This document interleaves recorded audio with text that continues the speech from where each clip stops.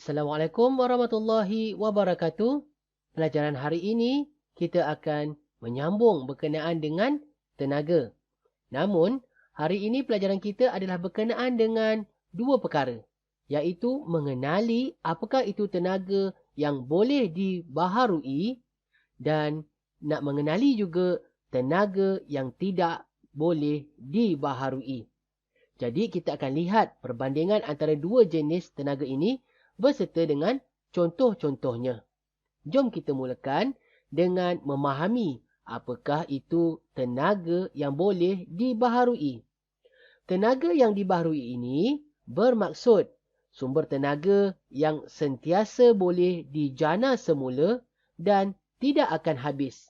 Ini bermaksud tenaga ini adalah free of charge ataupun percuma. Contohnya seperti matahari, biogisem, ombak, angin, air. Semua tenaga ini kita tidak perlu membelinya kerana matahari membekalkan kita cahaya dan haba secara percuma setiap hari. Begitu juga dengan biogisem.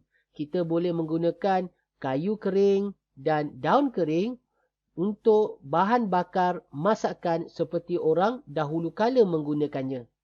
Begitu juga dengan ombak, angin dan air. Mereka digunakan untuk menggerakkan kenderaan air tanpa menggunakan sumber seperti minyak ataupun diesel. Jadi, kapal layar adalah salah satu contoh bagaimana kenderaan ini menggunakan ombak, angin dan air untuk bergerak. Perkara yang kedua pula adalah mengenali tenaga yang tidak boleh dibaharui. Tenaga ini bermaksud adalah tenaga yang tidak boleh dijana semula dan akan habis apabila digunakan secara banyak ataupun secara membazir. Ini gambar yang saya tunjukkan ini merupakan gambar arang batu. Suka saya nak ingatkan, arang batu adalah bahan bakar yang diperolehi daripada tanah. Ia akan dilombong di dalam lubang di dalam tanah dan dikeluarkan sebagai bahan bakar.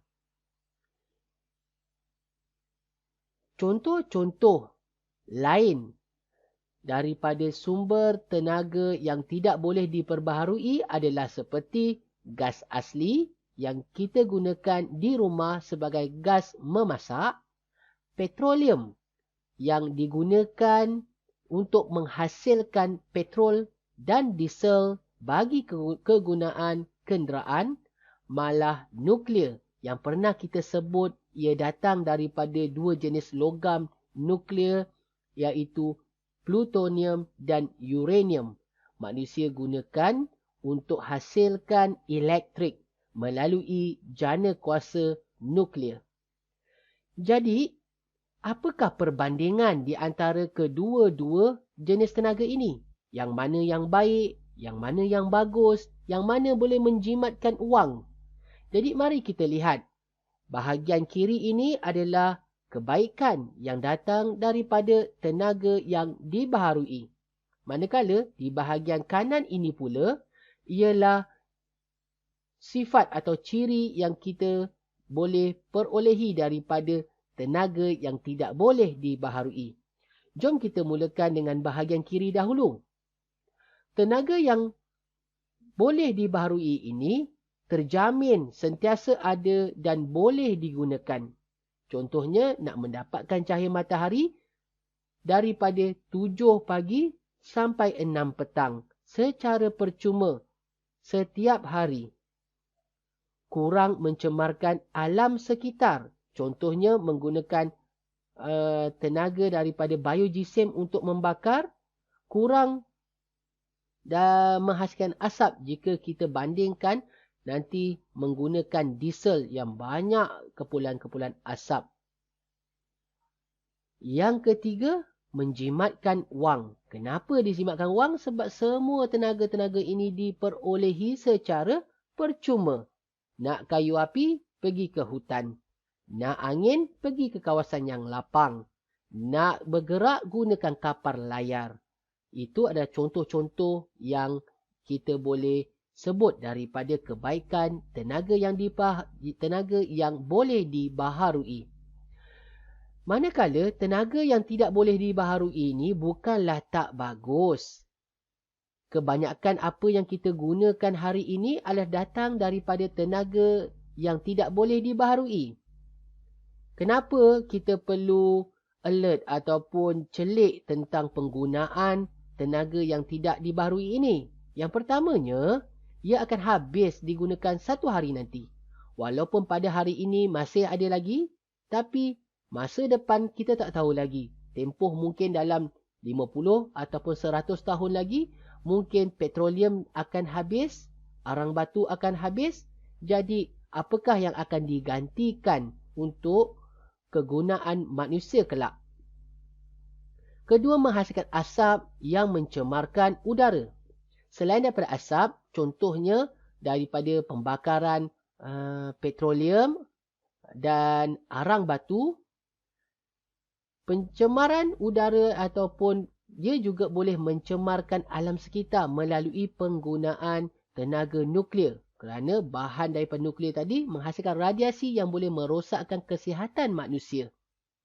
Jadi, dalam menggunakan tenaga yang tidak boleh dibaharui ini, harus secara teliti dan berhati-hati supaya tidak membawa kesan yang buruk kepada alam sekitar dan juga kesihatan manusia itu sendiri. Dan yang terakhir, kalau kita tak menggunakan dengan bijaksana ataupun tidak menggunakan dengan berjimat cermat, dah tentu bil bulanan akan mahal. Seperti kita gunakan elektrik yang dijana daripada jana kuasa diesel.